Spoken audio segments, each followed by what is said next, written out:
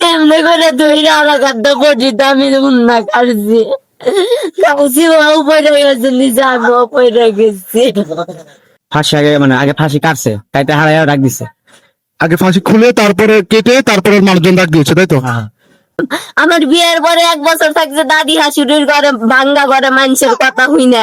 এই জায়গা ফেরি যাবার চাপড়া আসলে আমি পাটি দিয়ে উন্না দিয়ে যাই সাইডে বেড়াদা বেড়াদা খাই আমি সংসার করে খাইছি। আমি সিঙ্গুর দিয়ে চিল্লান দিয়ে সবাই ডাক পারি, কেউ উঠে না, কেউ উঠে না। আমি কি করবো বলে আমি আল্লাহ কারছি রসি পাও ধরে উচ্চ করে রাই, তাও রাইয়া পারি না, আমার বল শক্তি আসলো না। ওরা কেমনে করে ধরে আমার কাছে পর্যন্ত আমি উন্না কাটছি কাউসি বাবু পড়ে গেছে নিজে আমিও পড়ে গেছি। ও মাটিতে পড়ে গেছে ঠাস করে, আমিও মাটিতে বসি নিয়ে পড়ে গেছে। পড়ে জানিটু পরে হেরা উঠছে আমার চিল্লানির চোটে। আর মানুষের কয় আমি বলে কাউরে ডাক দেই নাই, আমি নিজেই রয়েছি। আমি ঝগড়া করছি, ও অসুস্থ, অসুস্থ মানুষের হাতে আমি ঝগড়া করে কি করবো? ওর পেটে ব্যথা করে, ও বিছনায় পড়ে, ওর পেটে ব্যথা করে, ওর পাতলা পায়খানা, ও বমি কইরা ঘর টর ভিজে ভালাই দেয়। আমি বললাম জোগাড় করি নেই। আমার বিয়ের পরে 1 বছর থাকছে দাদি হাসুরির ঘরে, ভাঙ্গা ঘরে, মানুষের কথা হই না। এই জায়গা ফেরি যাবার চাপড়া আসলে আমি পাটি দিয়ে উন্না দিয়ে যাই সাইডে বেড়াদা বেড়াদা খাই আমি সংসার করে খাইছি। 8 বছর কিস্তি উঠে এই চাপড়া দিচ্ছি আমি। আমার তাইলে এত কষ্ট করার দরকার আছে কি? আমার একটা বাচ্চা নিয়ে আমার মাইরা ভাঙাই দেই।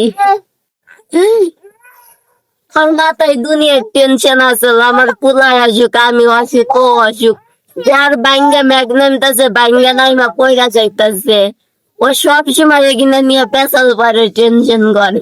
8 দিনের শেষটা বউ আনছে, তার ভিতরে বউ অসুস্থ, বউ তেমনি দুর্বলতা হয়েছে, তার ভিতরে পোলালে অসুস্থ হয়েছে।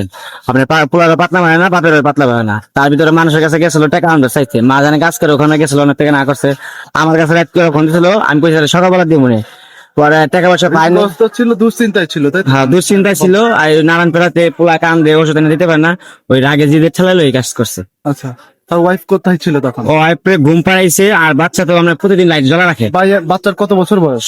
বাচ্চা 7 মাস পড়ছে। আচ্ছা, পরে তারপরে কি হয়েছে?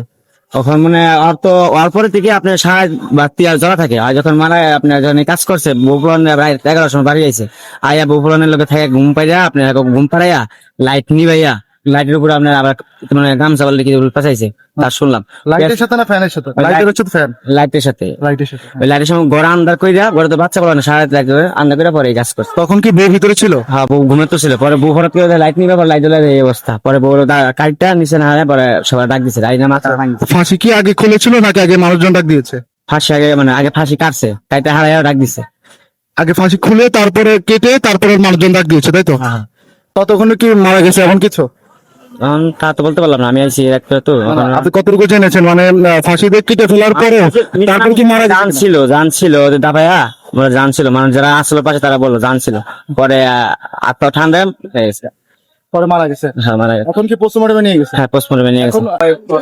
এখানে না এই জায়গা আপনারা দেখতেই পাচ্ছেন, এটা হলো সেই বাড়ি যেখানে একজন মারা গেছে। একটি ছোট্ট শিশু রেখে দুনিয়ার মায়া ত্যাগ করে সে চলে গেছে। এই হলো সেই ঘর, সেই ঘরে এখানে সে ঝুলে মারা গেছে এবং তার ওয়াইফটাকে চেষ্টা করেছিল রশিটা খুলে ছিঁড়ে ফেলেছিল, কিন্তু শেষ মুহূর্তে তাকে বাঁচানো যায়নি। সর্বশেষ পরিস্থিতি এখন তাকে পোস্টমর্টমে নেওয়া হয়েছে বলে বলা যাচ্ছে।